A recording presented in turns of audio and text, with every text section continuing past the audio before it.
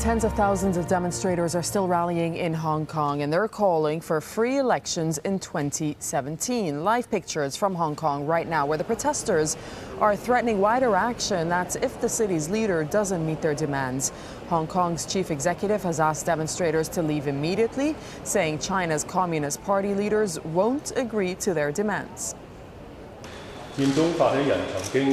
The organizers of Occupy Central have said several times before that if the movement goes out of control, then it will be halted. So now I call upon the organizers to fulfill their promise and end the action immediately.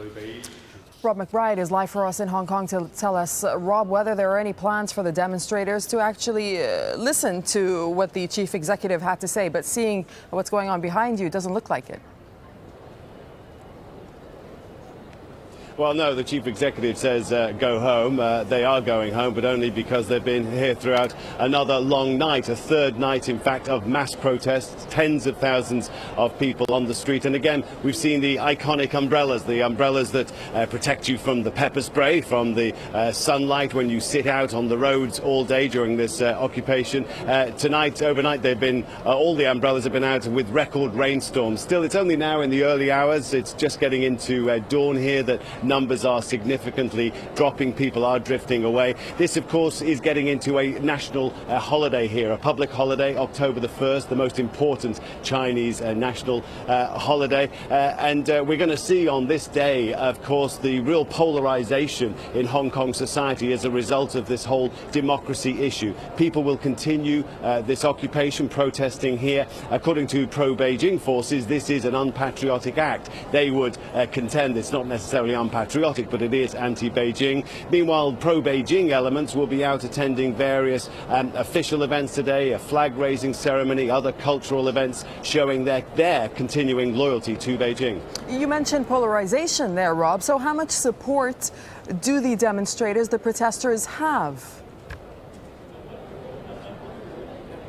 It is a hugely divisive issue here in Hong Kong. Yes, we have the pro-democracy forces here, but at the same time, remember, of course, this is one of the world's most important financial and business centres. There is a very large conservative element here that sees no good coming from antagonising Beijing, an upsetting business. As Hong Kong's leader has been reminding Hong Kong in the past couple of days, it has made its prosperity through stability, and this, according to Hong Kong's leadership, does nothing for that stability and ultimately prosperity. So businesses here are suffering, as we have this report now from Divya Gopalan.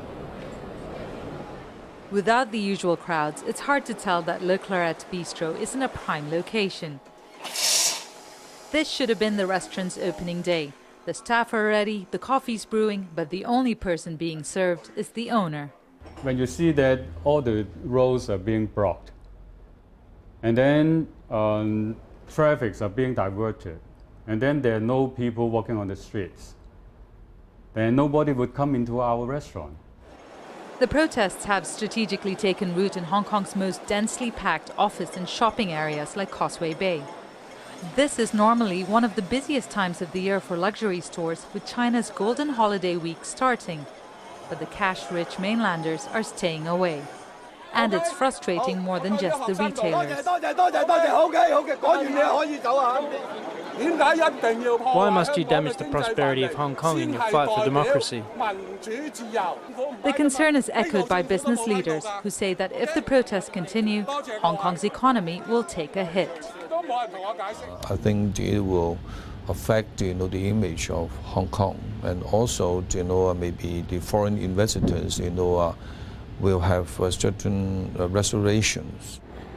This is where most of the protesters gather. They take up about 3 kilometers of this boulevard. This is normally one of Hong Kong's busiest roads. It connects the east and the west of the island. But the protests have essentially cut the heart of the business district in half, reflecting the divide in Hong Kong's population. Feelings are mixed at the Wan Chai Computer Center. The building is usually packed with tech-savvy youngsters, but many of them are at the protests. My sales have dropped around 30%, but personally, I think the protesters are very peaceful and I support their campaign. 98% of Hong Kong's businesses are small or medium-sized. It's unclear how long the protests will last, but what business owners do know is that the longer they continue, the less likely their enterprises will survive. Divya Gopalan, Al Jazeera, Hong Kong.